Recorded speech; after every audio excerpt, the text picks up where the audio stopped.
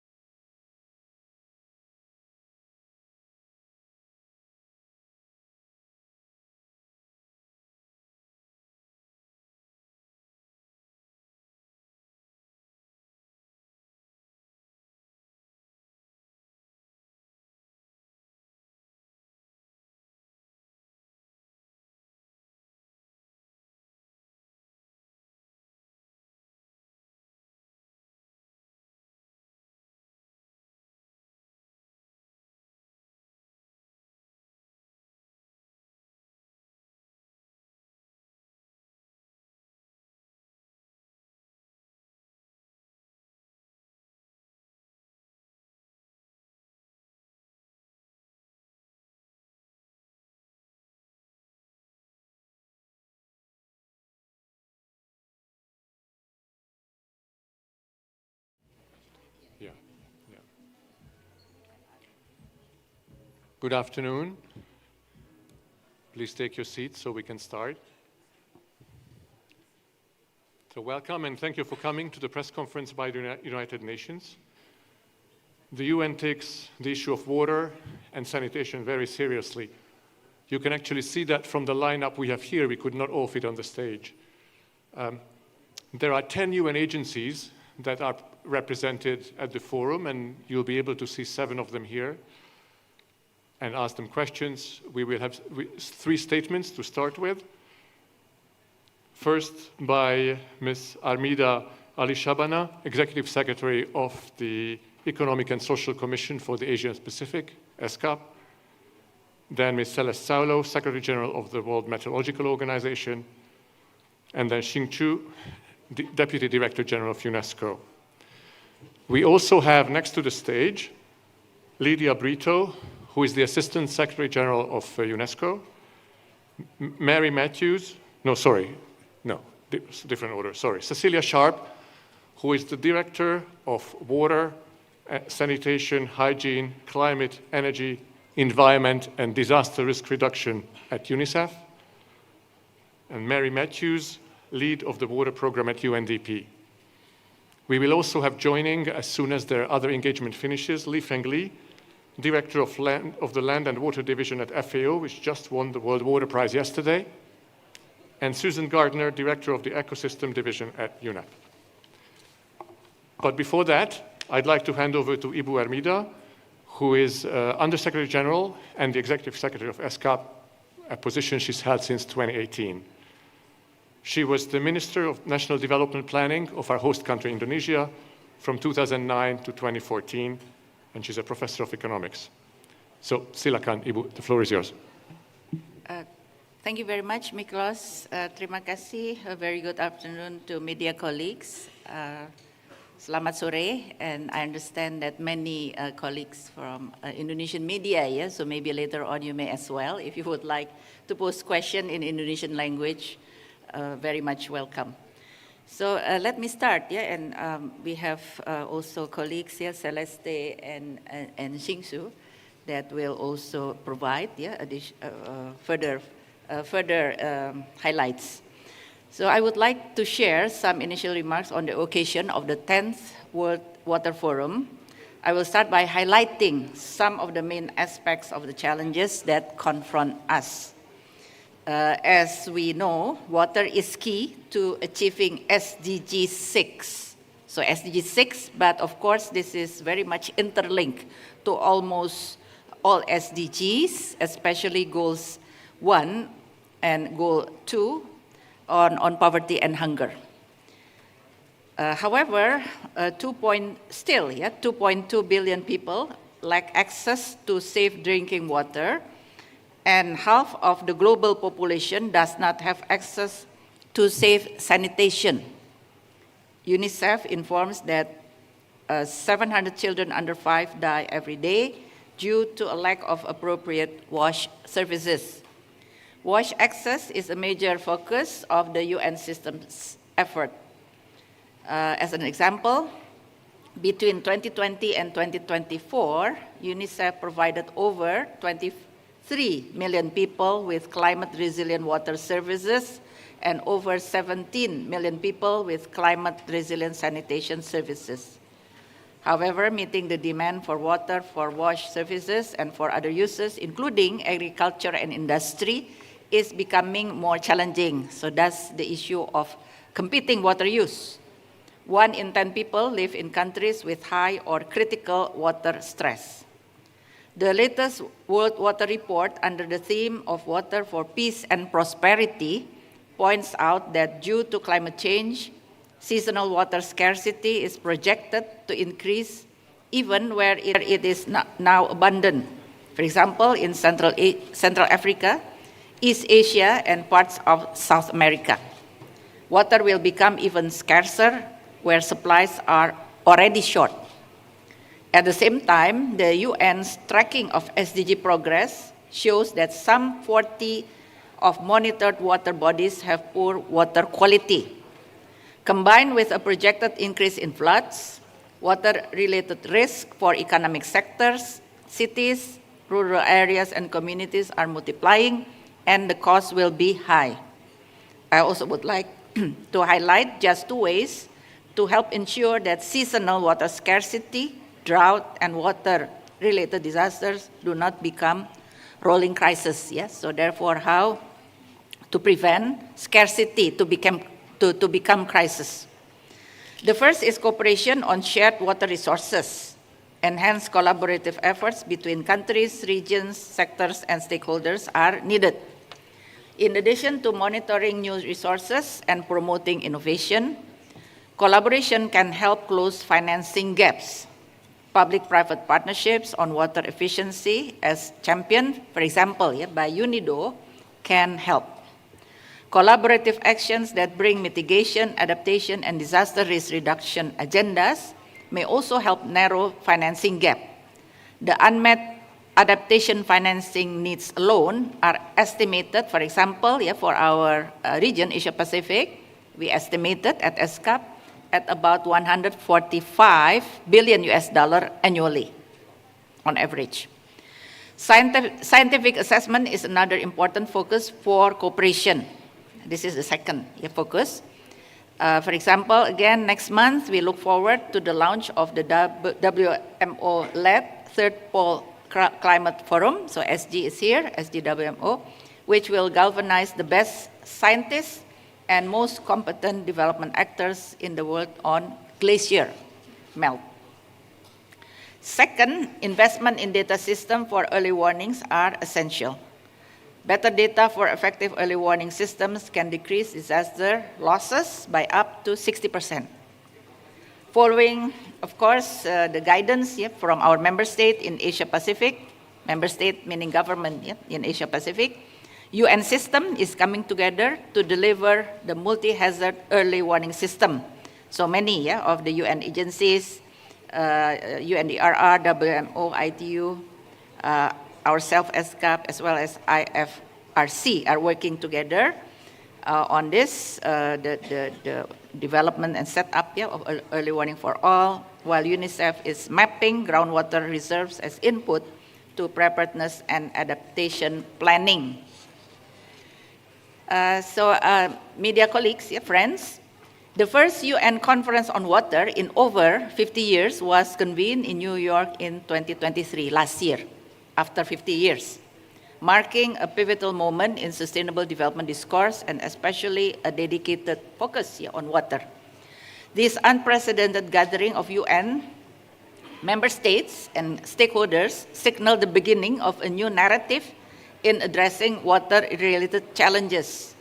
And one of the outcomes of this very important conference was over 830 voluntary pledges for action, the so-called the Water Action Agenda 2023. And following this conference, this landmark conference, UN member states, that is countries, adopted a resolution recognizing the imperative for improved, inclusive, and transparent water cooperation and called upon the UN Secretary General to present a comprehensive UN system-wide water and sanitation strategy. And this particular strategy here, that will be further supported by all UN, will be launched July, so in 2 months' time, during a high-level political forum on SDGs in New York.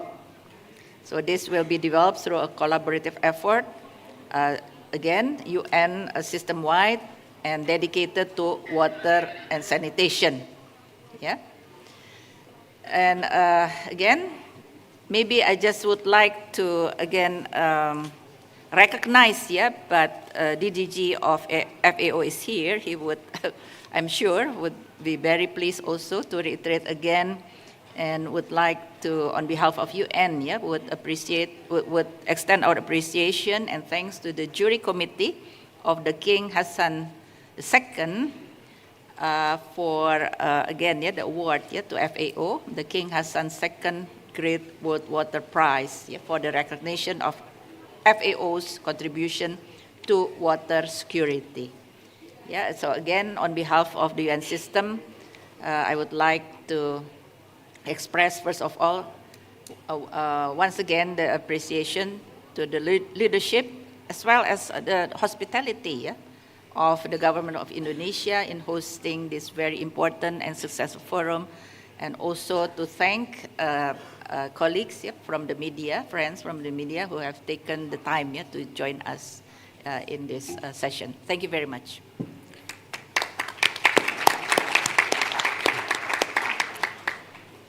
Thank you very much, Ibu.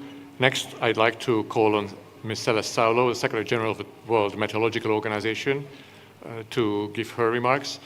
She's been holding this post since January, and before that, she was the first Vice President of WMO, and she's also the first person from the Americas to be Secretary General at WMO. The floor is yours. Thank you very much.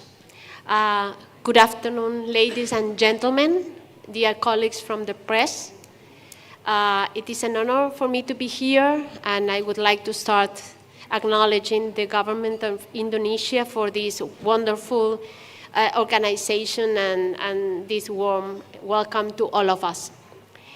This World Water Forum takes place as our host country mourns dozens of victims of a cold lava mudslide from the Mount Merapi volcano triggered by heavy rainfall. Hundreds of people have been killed by historic floods in Brazil and East Africa and by flash floods in Afghanistan. Central America and Southern Africa face extreme droughts. These disasters once again show the vulnerability of society to the cascading impact of water-related hazards, either in the form of too much or too little. Asia is the world's worst hit region. More than 80% of reported weather, climate, and water disasters were due to flood and storm events in 2023. There were more than 2,000 fatalities and 9 million people directly affected. The socioeconomic costs are huge and are often underreported. At the same time, 3.6 billion people globally face inadequate access to water at least a month per year, and this is expected to increase to more than 5 billion by 2050. 2023 was by far the hottest year on record. We have had 11 consecutive months of record global temperatures. We have had 13 consecutive months of record global sea surface temperature. Melting glaciers bring the threat of looming water shortages for many millions. Rising sea levels bring the threat of coastal flooding to millions more. El Niño has played a role in both the high temperatures and extreme weather patterns, but the heat trapped by greenhouse gases from human activities is a much more important driver. El Niño will fade. Climate change, unfortunately, is here to stay. Warmer air holds more moisture. The hydrological cycle is therefore more intense, as we are witnessing on a regular basis. This is why the UN Secretary General launched a campaign to ensure that early warning systems protect everyone on the planet by 2027. I am proud that the World Meteorological Organization is one of the leaders of this flagship initiative. We are committed to its success. It brings together the WMO, the UN Office for Disaster Risk Reduction, International Telecommunication Unions, and International Federation of Red Cross and Red Crescent Societies, and all the UN family. It embraces many other partners, including multilateral funding banks, the private sectors, and big techs. There is no one-size-fits-all solution. Early warning services for floods and droughts must be tailored to individual countries' needs and priorities in the context of disaster risk management. Thus, In Indonesia, WMO's member, the Meteorological, Climatological, and Geophysical Agency, BMKG, works closely with disaster management authorities and civil society. A strong and capable national meteorological and hydrological service is crucial to the success of early warnings for all. Better forecasts and management of water-related hazards are pivotal to the success of early warnings for all. We want to ensure that no one is surprised by a flood, and everyone is prepared for a drought. WMO works to strengthen and integrate hydrological services to support climate change adaptation. A major obstacle is the lack of information about the currently available water resources and future availability and demand. Today, we cannot manage what we do not measure. 60% of WMO member states report declining capabilities in hydrological monitoring. Therefore, WMO has a wide-ranging hydrology action plan with 8 long-term ambitions. No one is surprised by a flood. Everyone is prepared for a drought. Hydroclimate and meteorological data support the food security agenda. High-quality data supports science. Science provides a sound basis for operational hydrology. We have a thorough knowledge of the water resources of our world. Sustainable development is supported by hydrological information. Water quality is known. It is a very ambitious plan. We cannot afford to fail. To conclude, I would like to quote the opening remarks to this conference of Loïc Fauchon, President of the World Water Council.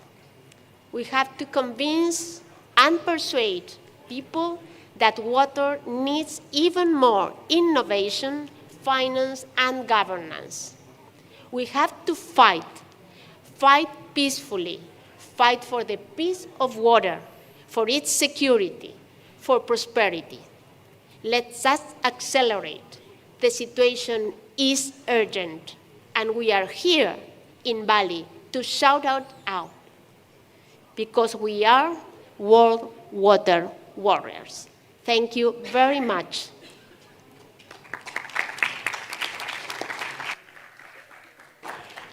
Thank you, Ms. Saulo. Some of that fighting is done based on science, and so we'll hear next from Mr. Xing, who's been DDG of UNESCO since 2018, and before that, he was China's ambassador to Belgium. Mr. Xing, the floor is yours. Thank you. Let me first of all express my thanks to the Indonesian government for hosting this 10th World Water Forum. Dear friends from the press, ladies and gentlemen, when it comes to water, 2 statistics are particularly revealing. First, 60% of world's freshwater resources are transboundary. Second, 2.2 billion people has no access to safely managed drinking water in 2022. As these figures show, water is a truly global issue and one which calls for global solutions. For this reason, UNESCO works to support sustainable water management worldwide, including as one of the founding organizations of the very first World Water Forum 27 years ago. Nearly 3 decades on, at this 10th forum, UNESCO continues to play a leading role on technical support to the forum organization.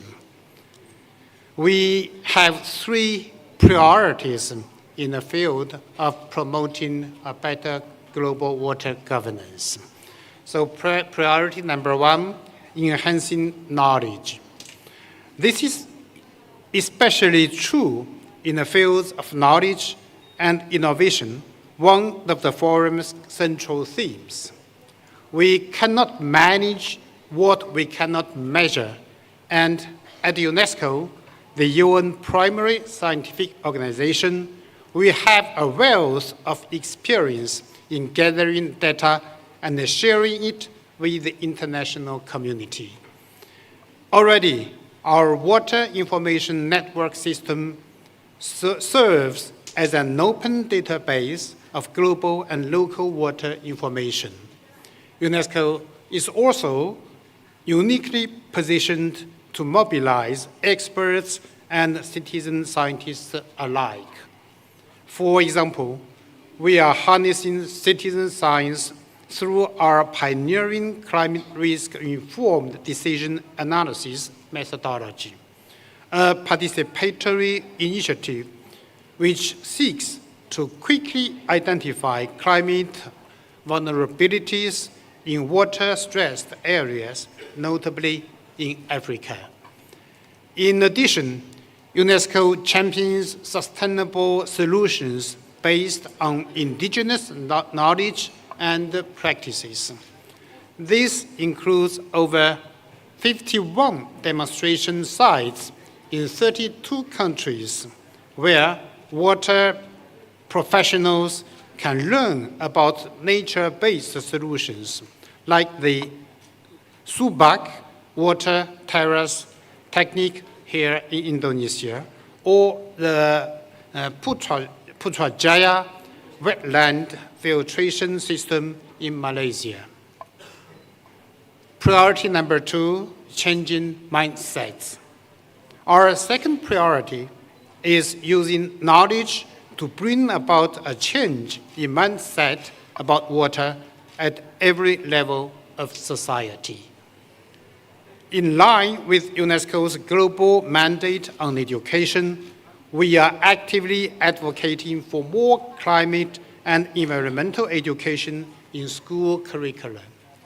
We are also leading awareness-raising campaigns, including through our global network of water museums, 89 institutions across 32 countries in the world that reach an estimated 10 million visitors per year, including the Mandela Matika Subak Museum here in Bali. In addition, UNESCO is training a new generation of water professionals, taking into account cross-cutting considerations in health, agriculture, and the environment.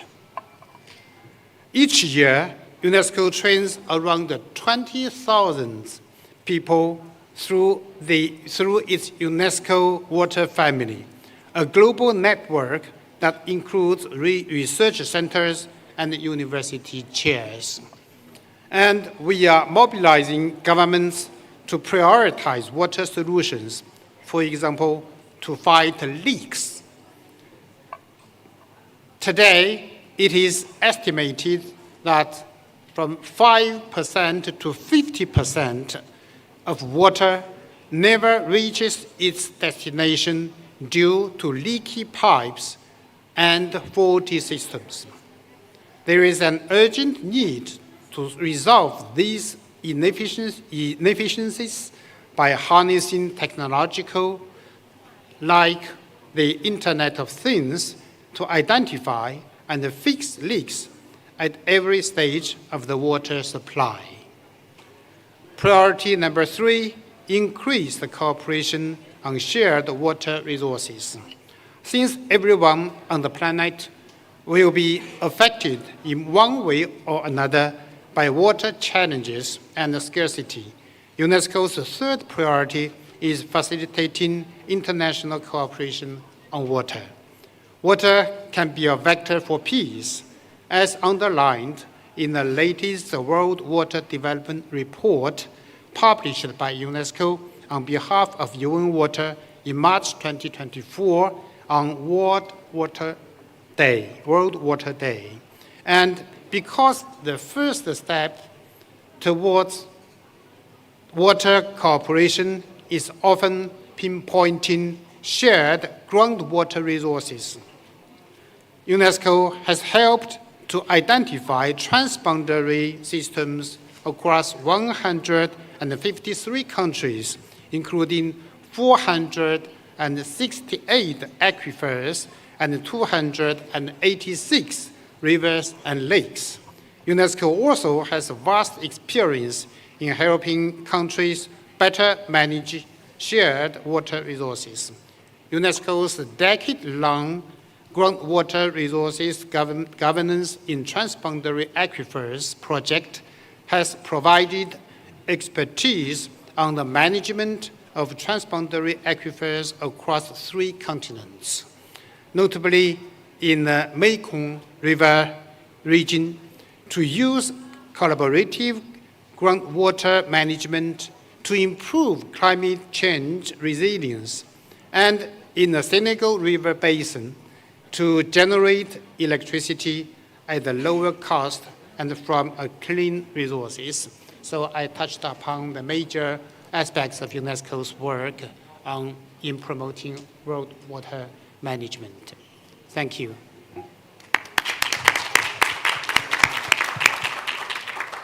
Thank you, Mr. Xing, and I understand that you have to go. So we have a bit of a choreographic shift, upsetting the great gender balance on stage. So I'd like to call on Lydia Brito to take your seat. Yeah, the Assistant Director General at UNESCO. Of UNESCO for Science, Lydia Yes. Brito, who is in charge of the water management in UNESCO. Thank you. Excellent. Thank you, sir. And thank you for coming. So the DDG, mentioned many things, but one of them was about changing minds. And that's partly where all our collective responsibilities for us communicators lies. And so I'd like to hand over to you to ask questions to the speakers here, and then also to UNEP, FAO, UNICEF, and UNDP representatives, senior representatives who are here with us. Yes, ma'am. Do we have mics somewhere?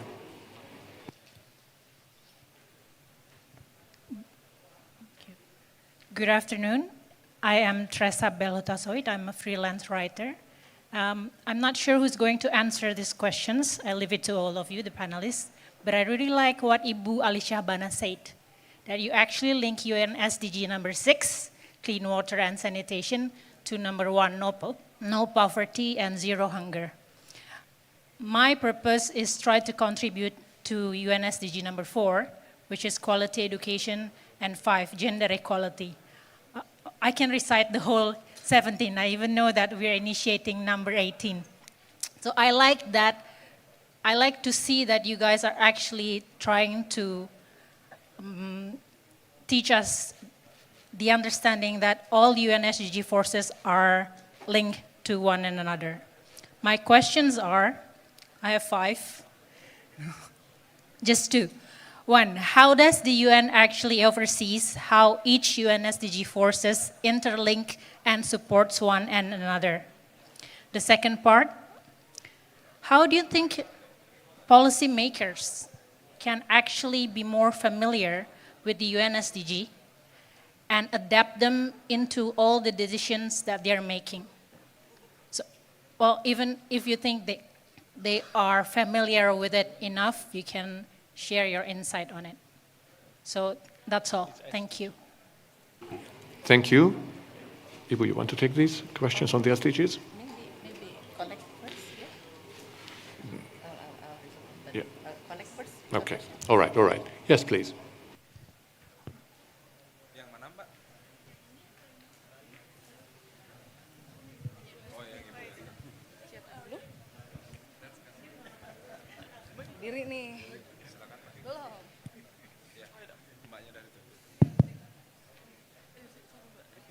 Okay, good afternoon everyone. My name is Andira. I'm from C Today. So this question is, basically to all of you, because you mentioned before that earlier from all of your presentation, it's more into collecting data as well as technology. But what we know so far is that the water crisis, it usually happens to the regions who are isolated and we have difficulty to even to reach it and also to access, and also with the difficulty in network. So how do you make sure that all of this could hit the right target? So like the implementation could be effective for them all. Thank you. Thank you. Let's take one more question and then we respond. Hello, I'm Yunari Sandi from Antara News Agency. My question is related to the Global Water Fund that is initiated by Indonesia. How urgent do you think the establishment of this fund? And Sorry, could you start again just a bit slower? sorry. My question is related to the Global Water Fund. How urgent do you think the establishment of this fund? And the second one is that the need for investment and financing in the water sector is huge, but the global water sector currently attracts less than 2% of public spending. So according to ESCAP maybe, to what extent can the Global Water Fund answer these problems? Thank you. So let me repeat. The question, if I understood correctly, was about the Global Water Fund and how financing and investment issues could be dealt with, particularly given that only 2% of global government spending is on water. Is that correct? Okay, thank you. So perhaps, Ibu, if you're okay with that, I'd like to call on you to answer the first questions and then the others too. Thank you very much. Terima kasih for the question. Let me respond first, and colleagues here will certainly provide further response or answer. With regard to SDG, as we understand, of course, SDG's goals are 17 goals. It is not a fragmented or a standalone. Each of the goals is not a standalone goals in itself, because all SDGs are interlinked. Maybe one SDG interlinked more with a few of the SDGs and so on, but for sure, all the SDGs are interlinked.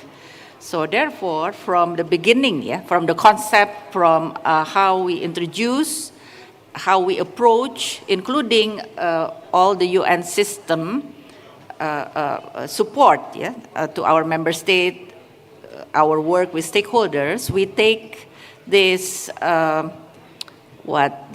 interlink or this synergistic, or maybe some of you also know as a nexus approach. For example, water, in the case of water energy poverty, for example, or water energy climate, So water is SDG 6, energy SDG 7, climate action SDG 13. So very closely interlinked, right? And then from there on, we will also be able to focus a little bit more on the point of intervention.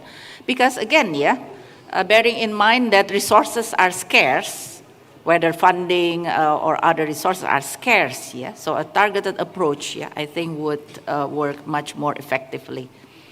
And then on the more specific question, on a policymaker, related to policymaker, I know, for example, in the case of Indonesia, SDG has been mainstream, and I'm sure also in many member states, many countries, SDG has been mainstream from early on, from the development, let's say from the national development plan, as well as the budget. It's already mainstream. Before it was MDGs, less extensive, and now SDGs. So, and UN colleagues here then work further on a specific focus, for example, whether it's agriculture or water and so on, but again, bearing in mind the interlinked nature of SDGs. If I may just quickly touch on this issue, a question on investment and financing. So indeed, the need of financing or investment is huge. But then also, I think aside from government, Of course, water is sort of one of the basic services, yeah. So therefore, the function or roles of government is crucial, especially for the basic services, yeah, the water as a basic services. But then, in terms of scaling up, yeah, then we need also to think, and not only think, yeah, but develop and implement the so-called innovative financing. And I'm sure there are many good practices, yeah, on innovative financing, including for the water sector. So I think through this kind of forum, this international or the World Water Forum, this is exactly the forum where the parties can share with each other the best practices, including on innovative financing for water. Yeah. So maybe then I'm sure colleagues will be able to share more on this. If all right, I would like to call on our speaker from UNICEF, Cecilia Sharp, to also comment on the interplay between the different SDGs, the relationship of the water-related SDG 4 to the others. Okay.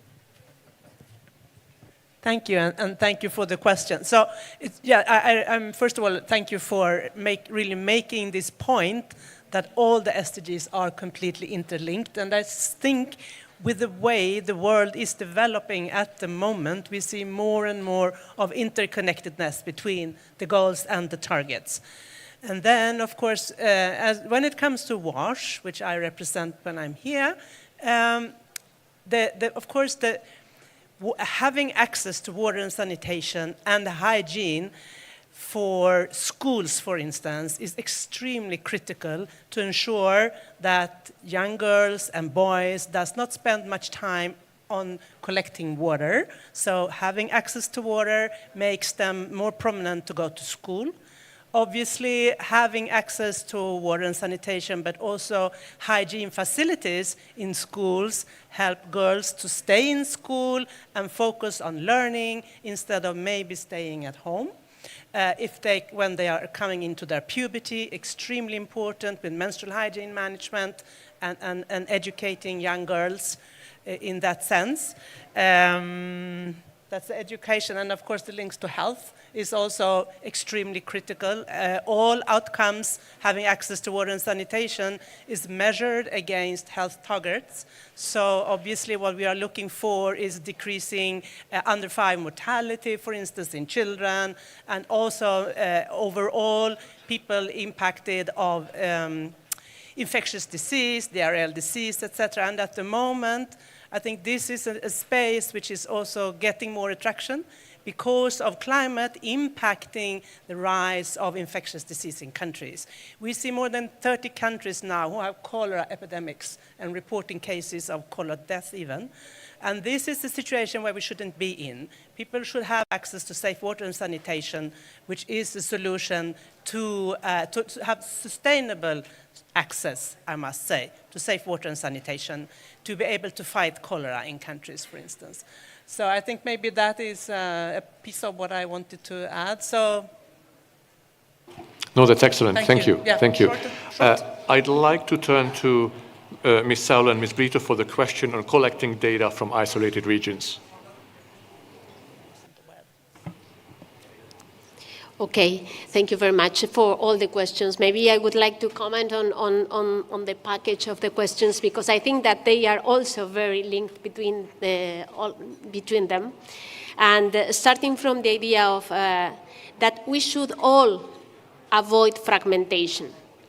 Fragmenting the Sustainable Development Goals is not a solution, so that's why we should have a systemic approach to the Sustainable Development Goals. And as an example, for example, I would like to highlight what do you think is the connection between gender equality and climate action? Do you have the idea? Yes?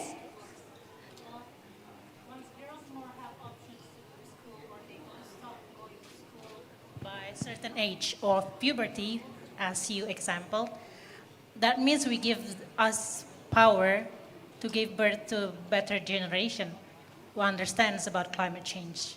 And these generations, of course, must have clean water and sanitation so that they don't minimize the risk of maternal death, one of the problems that most of parts of the world are still facing. So that's how it relates. Yes, definitely. So they are completely interlinked. I would say also when you have an extreme event, women and children are the most exposed.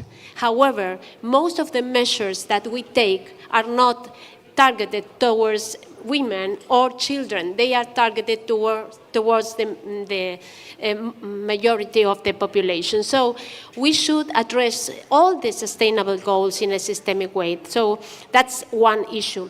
The other issue has to do with data and how do you manage you need data to drive information. And we know that particularly in the global south, there is a strong lack of data. But we also know that if we cooperate globally, knowing or having data in the global south will benefit not only the global south, but also the global and the planet. So we should break the silos and we should help the less developed world to support and to really reinforce their capabilities in terms of gathering more data. It's not about one country. Whatever happens here in Indonesia, and if you don't have enough data, tomorrow will happen into some other country. If you don't have the data to monitor and prevent and forecast, you will fail. So sharing data and supporting the countries that are not able to have enough infrastructure is critical for the benefit of all the world. And so the most developed countries should help the developing world into reinforcing their infrastructures. And the other point I would like to make is about capacity development. It's not about just bringing a solution from one place to the other. It's co-producing a solution that is fit for purpose at the local level. We all know, we all speak about climate change, but actually climate change is affecting every person in a different way. So we need, that is local, the impact is local, so our efforts should be local. And that is where the UN has a strong capability to react and to have a common action at the local level, of course with the governments. My last point would go to the governments. If the governments do not prioritize the topics that we've been addressing, it's impossible for us to do it from the outside. So how each country prioritizes water, how each country prioritizes investment in meteorological and hydrological data, how each country prioritizes education, how each country prioritizes health is something that should be addressed in, I would say, in a systemic way so we can all move forward. That is my point. Thank you very much. Thank you very much. Lydia, would you like to add something on the data collection? And after that, I'd like to go to Mary Matthews to address the issue of funding, lack of funding. Yeah. Well, thank you very much. And again, thank you for the questions. And again, like Celeste, I would like to address in a combined way, because of course, as it was said by Armida, the Agenda 2030 is designed as an integrated agenda. So the goals are together and are synergetic and are integrated. And the system that we have together with the governments are regional systems where in each region and the UN Economic Regional Commissions, they organize every year what we call the SDG regional forums, where ministers of planning, of economics, of education come together from the different countries to really look to the progress and to make sure, as Celeste was mentioning, that these targets are also part of the national development programs.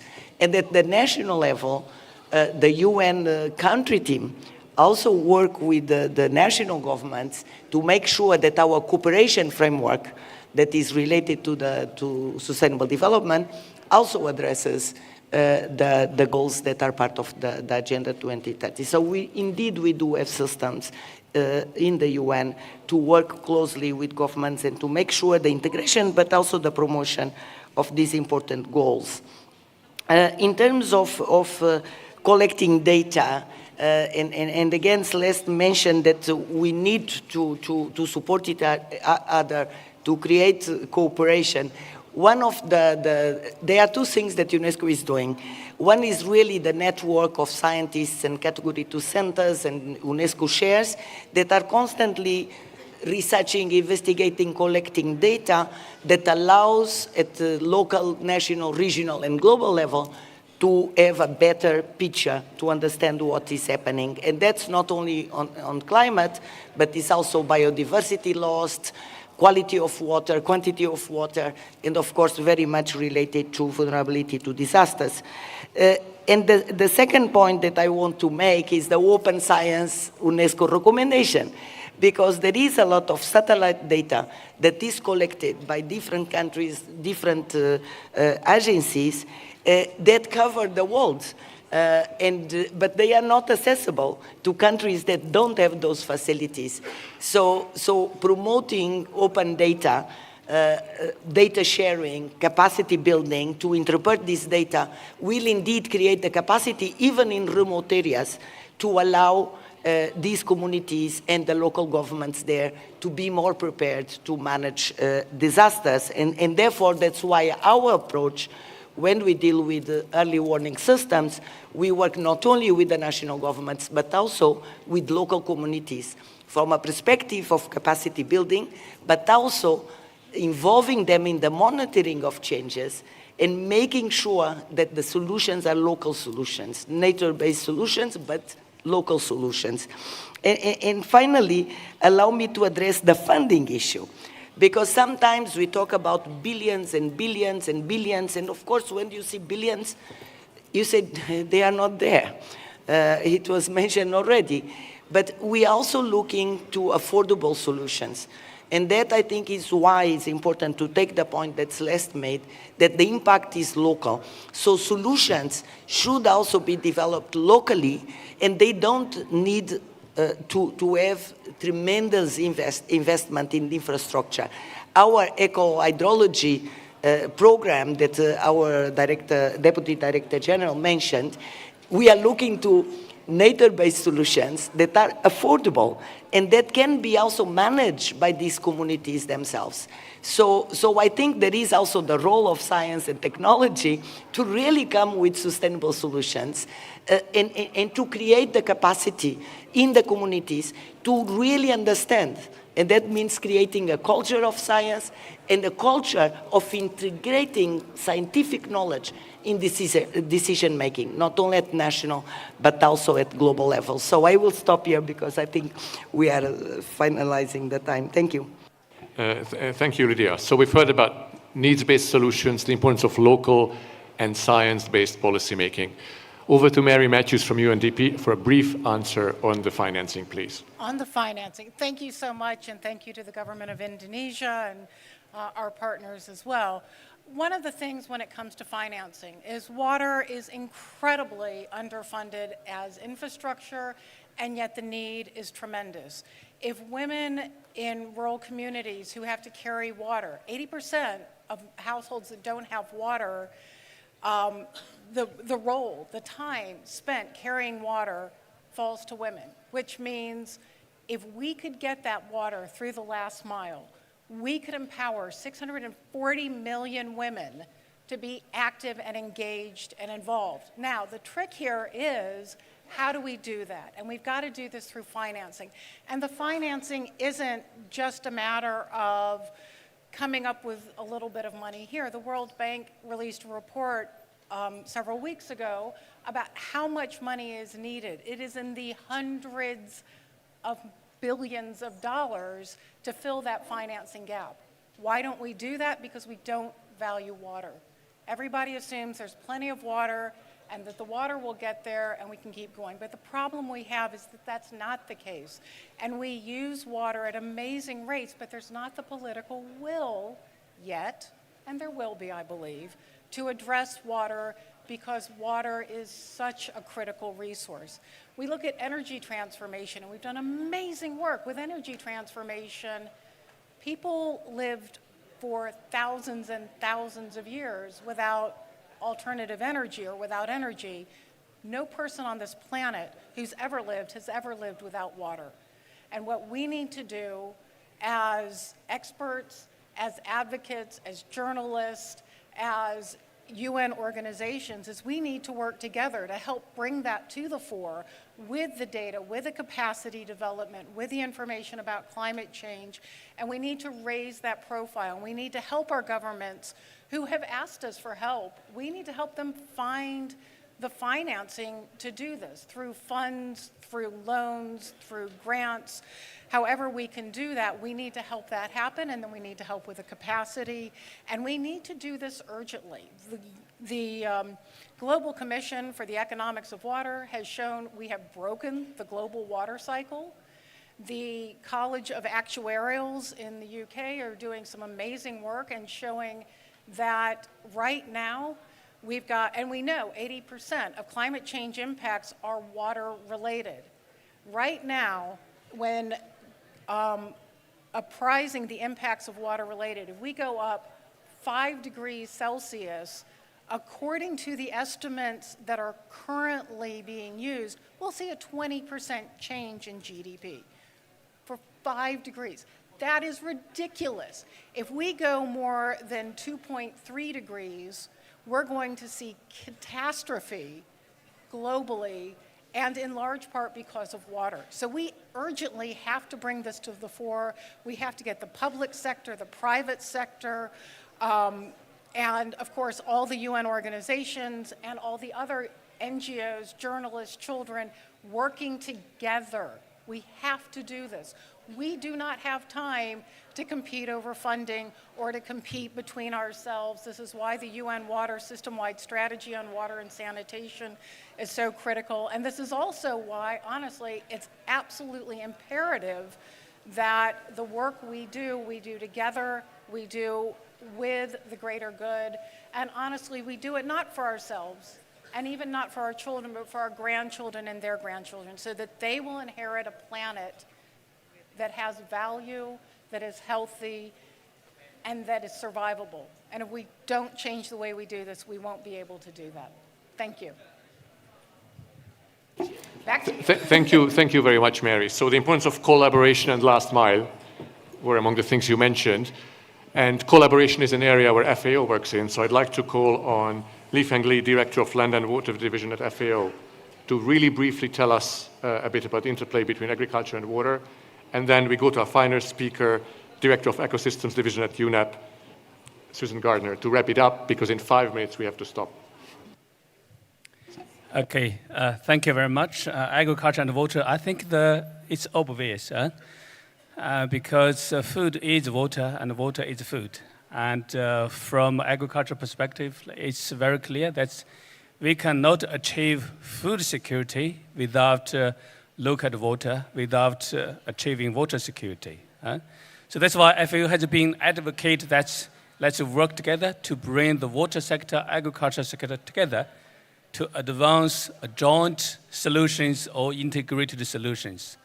That is one of the reasons that FAO yesterday was recognized and then received the King Hassan II, the Great World Water Prize. I think that's really a recognition of FAO's new strategy, new approach to ensure a joint agenda, integrated solutions, holistic approach to address the challenges facing us. Because at the end of the day, agriculture sector is the largest sectoral water use, accounting for 72% of human freshwater withdrawal.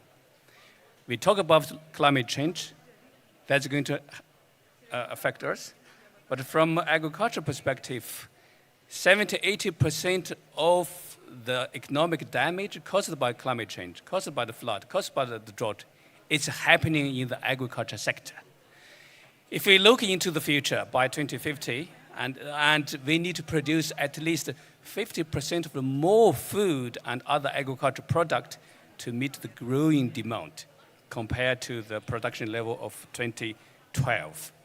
even under the sustainable scenario, we need at least 25% of the more fresh water. Where can we get that? Get additional 25 more fresh water is going to be huge challenging from a socio-economic perspective and also from an environment perspective.